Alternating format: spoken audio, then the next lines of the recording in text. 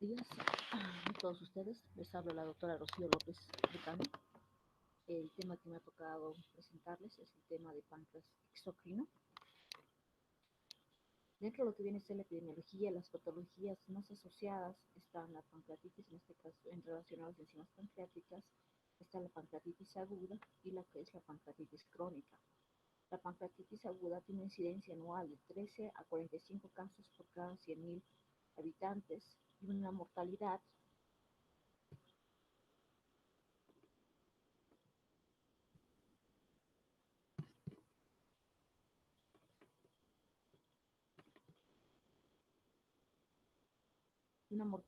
global de 3 a 6% y aumenta un 30% en cuadros de pancreatitis aguda grave. La causa en un 40% es secundaria, que aumenta cuadros de litiasis biliar y el consumo prolongado, en este caso de alcohol, que es la segunda causa en un 30%. Tenemos acá las causas. Existen otras causas como son traumatismo, medicamentos, infecciones, causas metabólicas como la hipertrigliceridemia con valores mayores a 1000, los niveles elevados de calcio, hipercalcemia. Posiblemente tenemos lo que viene a ser la pancreatitis crónica, que tiene una incidencia de 14 casos por cada 100.000 habitantes, la edad media de afecciones entre 35 a 60 años. La causa más frecuente de pancreatitis crónica es el alcohol, es el uso de, bueno, es el consumo en este caso de alcohol, se presenta tanto con mayor prevalencia en lo que deben ser hombres y la raza negra. Y posiblemente tenemos que las funciones fisiológicas del páncreas se basan en dos funciones fundamentales, la función endocrina y la función exócrina. La función endocrina que nos habla en este caso de los famosos islotes de Langerhans, tenemos ahí a las células alfa, a las células beta y a las células delta, que van a llegar a producir tanto lo que es el glucagón, la insulina y la somatostatina. Posteriormente tenemos el páncreas, en este caso exócrino, el cual está en relación a lo que viene a ser las células acinares y células ductales, que llegan a producir tanto las enzimas pancreáticas como lo que viene a ser el agua y el bicarbonato, para formar lógicamente el jugo pancreático. Las enzimas pancreáticas como utilidad diagnóstica tenemos tanto a la amilasa, generalmente, que es la más económica y barata, posiblemente la lipasa, que no todos los hospitales la tienen, la tripsina, la quimotripsina y la elastasa. Ya, generalmente la amilasa va a tratar de llegar a desdoblar, es una enzima, tanto los azúcares y los a la parte en este caso de, bueno, en este caso la parte de azúcares o en este caso los carbohidratos, lo que viene a ser la lipasa, el glicéridos, lo que viene a ser ácidos grasos, la tripsina que va a desdoblar proteínas, la quimotripsina, lo que viene a ser la parte de oligopéptidos, adipéptidos, la elastasa, lo que viene a ser la parte de fibras, en este caso elásticas, y generalmente estas enzimas nos van a ayudar a lo que viene a ser la digestión, sobre todo de grasas, proteínas y carbohidratos, ya en la en lo que viene a ser la parte, en este caso, de la alimentación, ¿ya? Y son muy útiles, se encuentran en lo que viene a ser la parte del jugo pancreático. En la utilidad clínica usamos generalmente más la amilasa, la lipasa, muy rara vez la tripsina.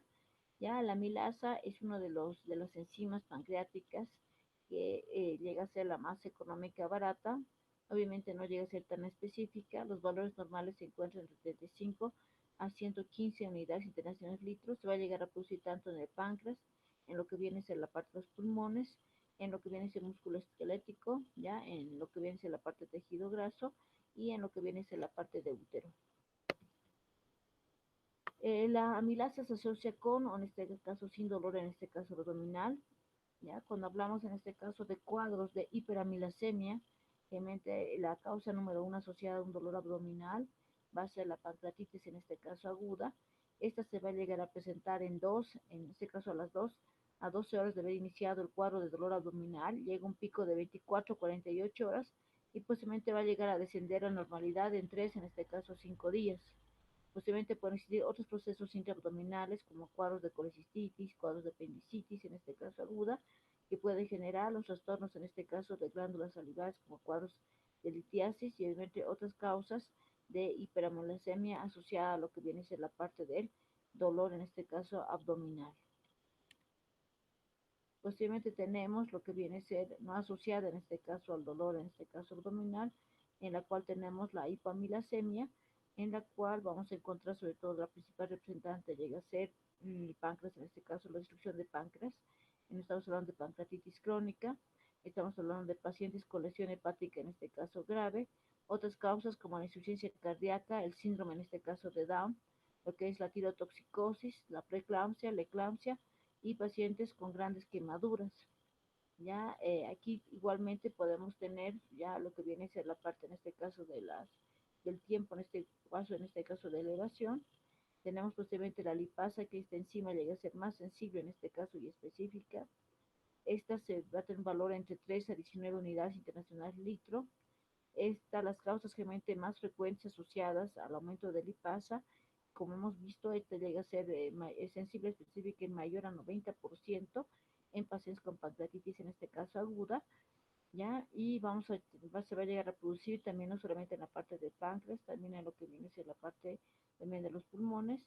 y vamos a tener también el aumento en este caso de la lipasa en pacientes con cáncer de páncreas, en pacientes con litiasis pancreática, afección de las vías, en este caso biliares, ruptura de aneurisma, obstrucción intestinal, peritonitis, procesos no abdominales como la insuficiencia renal, la quimioterapia, radioterapia, fármacos. Eh, Posteriormente tenemos que la lipasa sérica, sobre todo asociada a la pancreatitis aguda, que se considera como un gol estándar en la parte del laboratorio, va a empezar a elevarse a nivel sérico entre 4 a 8 horas después del inicio del dolor abdominal, llega un pico a los 24 horas y permanece en lo que viene a ser en el suero hasta 8 a 14 días posterior al dolor abdominal, por lo cual es muy útil en lo que viene a ser la parte también del diagnóstico y seguimiento en este caso de estos pacientes. Ya, como vemos acá, la sensibilidad y especificidad es mayor en relación a lo que viene de la parte de la milasa, mayor a 90%, como estamos viendo. Existe disminución de lipasa sérica, ¿ya? Esto sobre todo en pacientes con pancreatitis crónica, como estamos viendo, y alteración a lo que viene a ser la parte del pH, ¿ya? Tenemos la tripsina, que esta va a llegar a ser, que llega a tener como base lo que viene a ser el tripsinógeno, unidos, ya los valores van a ser entre 100 a 400 nanogramos ml. Es un marcador fidedigno en este caso de lesión pancreática, aumentar igualmente en pancreatitis aguda, en cáncer de páncreas, en cuadros en este caso de parotiditis, como vemos acá, y esto nos ayuda mucho en, en lo que viene a ser en el diagnóstico, ¿no? Pero generalmente no lo tenemos en la parte, digamos, de los laboratorios, más actualmente se usa, a pesar de que somos marcadores de lesión pancreática en menos de las 2 horas, pero generalmente seguimos usando con mayor frecuencia lo que viene a ser la lipasa, ¿no? Como se explicó, que llega a ser el gol estándar para lo que viene a ser en la parte del laboratorio para el diagnóstico de pancreatitis aguda.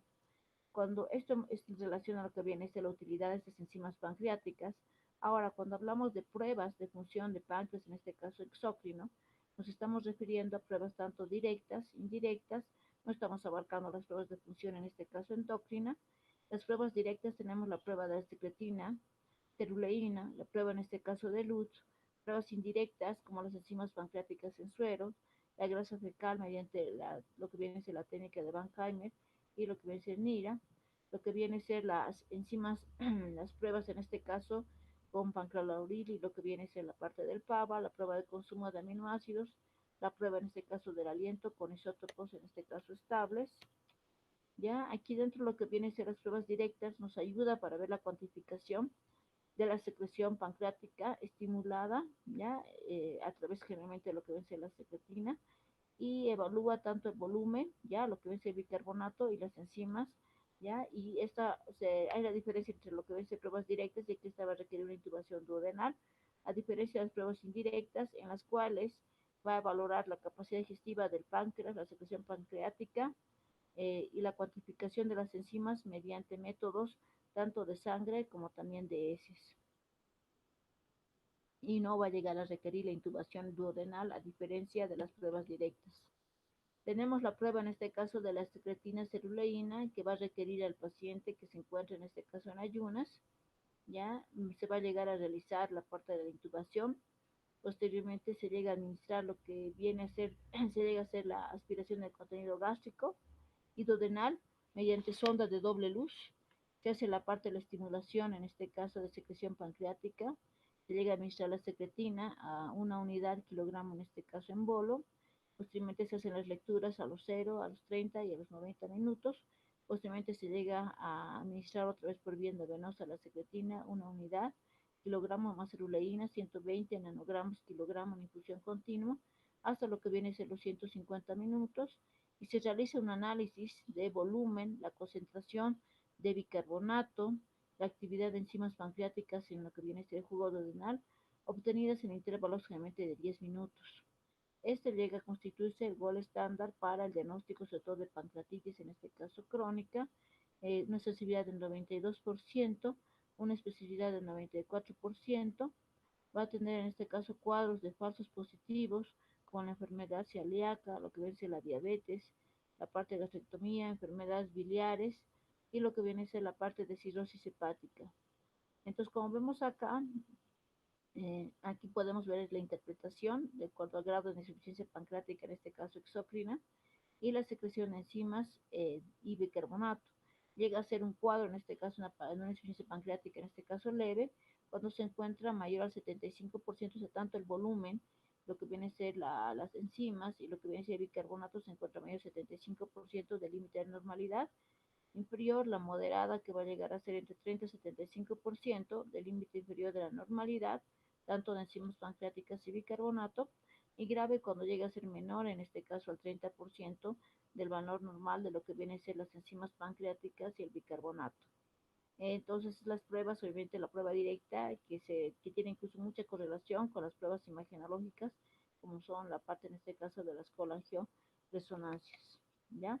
Otra prueba directa es la prueba en este caso de Lund, que igualmente requiere el ayuno. Se llega a hacer intubación duodenal, que tiene que llegar a la tercera porción del duodeno. Se llega a administrar en este caso una dieta, en este caso la comida en este caso de Lund, que va a tener 5% lo que es de proteínas, 6% de grasas, 15% hidratos de carbono, 75% en este caso fibra, el aceite de maíz, caseína, glucosa en lo que viene a ser 300 ml en este caso de agua. Posteriormente, aquí el paciente, en este caso vamos a llegar a administrar, en este caso la comida de luz, se llega a hacer el drenaje, en este caso de jugo pancreático cada 2 horas,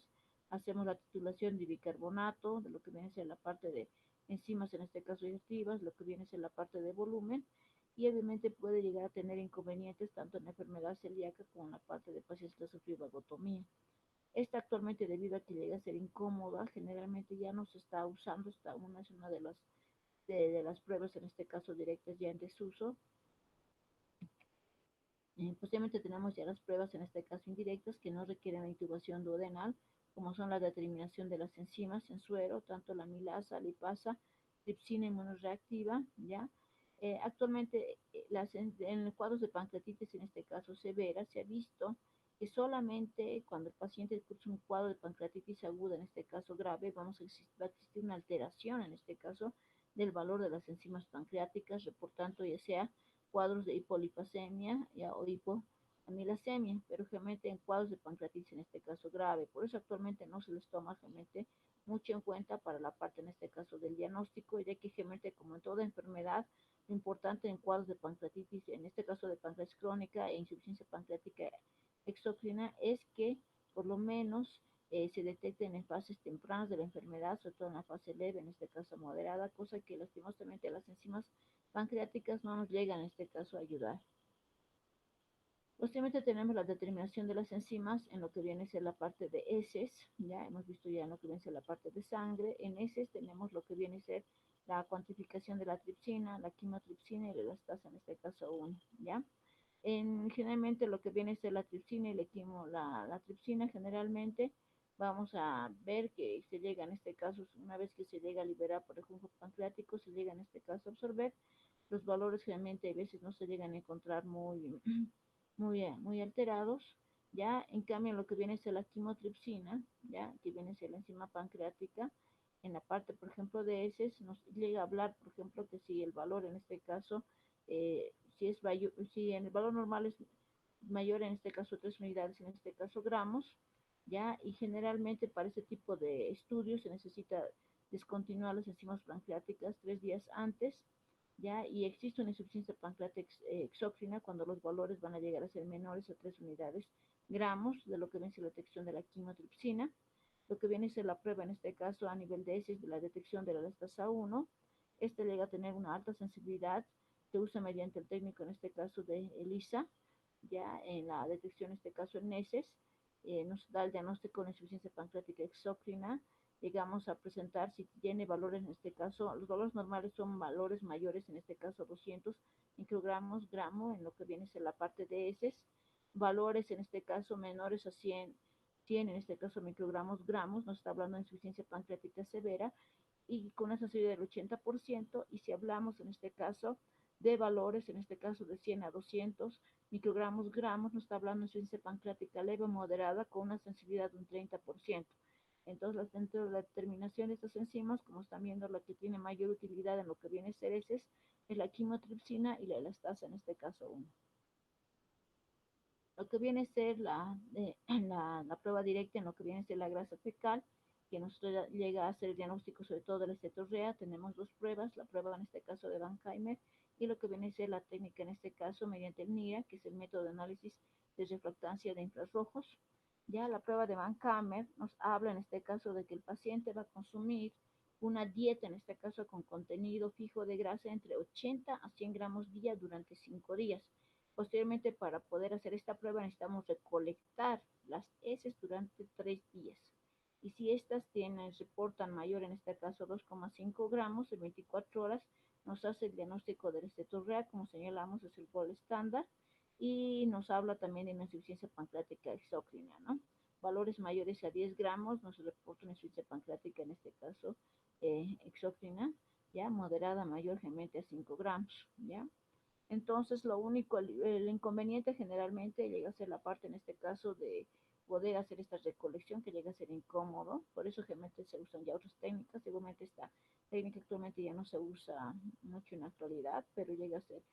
nos ayuda mucho para el diagnóstico de estetorrea. Actualmente el NIRA, que viene a ser este método de análisis de refractancia de infrarrojos, nos ayuda mucho. ¿Por qué? Porque este llega a detectar lo que viene a ser la parte, en este caso, de la grasa fecal, ya en lo que viene a ser este análisis, ya, y va a medir en este caso la radiación del espectro infrarrojo en una muestra, en este caso aislada de heces, y va a detectar lo que viene a ser la parte de grasa, y es más fácil hacer este diagnóstico en relación a lo que viene a ser la prueba, en este caso de Bankheimer. Ya, entonces esto nos ayuda mucho para el diagnóstico. Posteriormente tenemos la terminación de la acción, en este caso de las enzimas, mediante la prueba de Pancreolauris, en la cual el paciente se tiene que encontrar en ayunas, tiene que tomar vía periférica, se prepara en este caso una comida que va a llegar a tener el dilorauto, en este caso de fluoresceína. Llegamos a hacer el tiempo, en este caso de medición, a los 120, a los 150, 180 y 240 minutos. Llegamos a ver la concentración,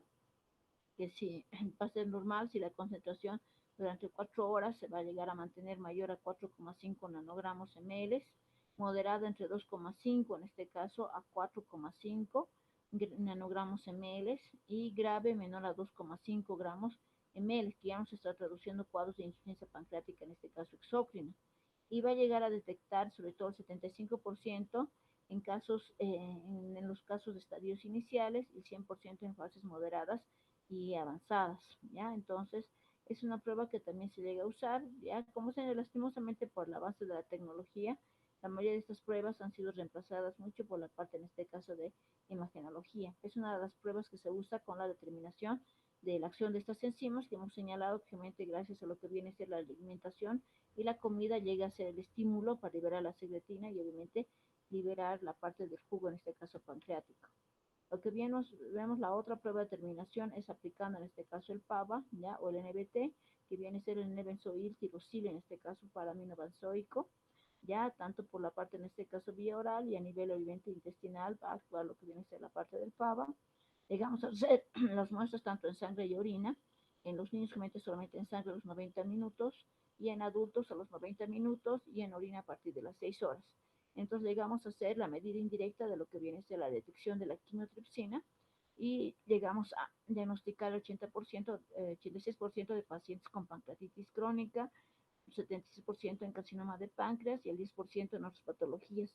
Los inconvenientes son el uso de fármacos, como la parte de los diuréticos, la parte de los alimentos como la zanahoria y el ciruelo, la parte de suplementos enzimáticos exógenos, las enfermedades intestinales, hepáticas y renales. Entonces, esta es otra prueba que podemos usar para determinación, en este caso de las enzimas, que lo hacemos mediante también la parte, en este caso, sérica. Aquí también se estimula, en ambas pruebas, me olvidé mencionar, tanto en el páncreas laurílico y lo que viene a ser el PAVA, se llega a administrar 20 minutos antes, en este caso, del procedimiento, se llega a administrar la parte, en este caso, de la metoclopramida o la cisaprida, para llegar a causar, en este caso, el estímulo de la liberación de la parte, en este caso, del jugo pancreático. Ya, posteriormente tenemos la prueba, en este caso, de consumo, en este caso, de aminoácidos plasmáticos, ya, que como hemos señalado, generalmente se puede llegar a hacer la medición, ya, generalmente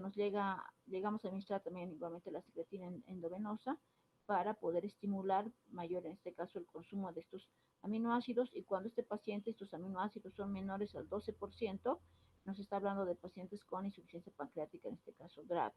Pero también es una prueba que generalmente tampoco se la usa, ya que también nos puede generar pasos, en este caso, positivos. Esta es una de las pruebas que también se usa con mayor frecuencia porque es una prueba, en este caso, no invasiva. Se llega a tener este que se llama el test, en este caso, de aliento con triglicéridos marcados. Se llega a tener, en este que se llega a preparar, en este caso, la parte, en este caso, de una comida marcada con estos triglicéridos, con lo que vence el carbono, en este caso 13. Se llega a hacer la medición cada 15 minutos durante 6 horas. Se recolectan muestras, en este caso aspiradas, de 10 ml. Se llega a revisar con el método de espectrometría, en este caso de masas. Y cuando este paciente, en este caso, se obtiene el dióxido, en este caso de carbono 13, menor al 58%, nos está hablando de pacientes con esteatorrea, y generalmente llega a presentar una sensibilidad y especificidad en el 90% de los casos para el diagnóstico de una insuficiencia pancreática, en este caso exócrina. Actualmente son las pruebas indirectas más usadas, más prácticas, que las tenemos, en este caso, en la actualidad. Ya, como les digo, lo único malo en todo lo que viene a ser las pruebas de función de páncreas exócrino es que la mayoría han sido desplazadas generalmente con lo que viene a ser la parte, en este caso, de la parte imaginológica, como las colangio, en este caso, resonancias. Sería eso todo. Tenemos aquí la parte biológica del VAL, se encuentra en el capítulo, en este caso, 18, las pruebas funcionales para páncreas exócrino. Las partes, en este caso, el libro, en este caso, eh, de Catherine Pagana. Tenemos el laboratorio clínico, el libro, en este caso, de interpretación clínica del laboratorio de Ángel, ya, del doctor, en este caso, Gómez Gutiérrez y Casas Gómez, el famoso laboratorio, en este caso, también de Henry, para la parte de diagnóstico clínico. Entonces, acá podemos tener la información con de estas pruebas. Ustedes también, en la parte, en este caso, sobre todo de pacientes con sospecha de síndromes de mala absorción, son pruebas que vamos a llegar a usar ya en sospecha, sobre todo de insuficiencia pancreática exócrina, ya sean las famosas en formas, en este caso, leves, moderadas y lógicamente severas, ¿no? Agradezco el tiempo que han tenido para ver, en este caso, la clase. Muchas gracias. Y cualquier duda está el correo electrónico para poder despejarlos. Ya, muchas gracias por el tiempo que está. Hasta luego.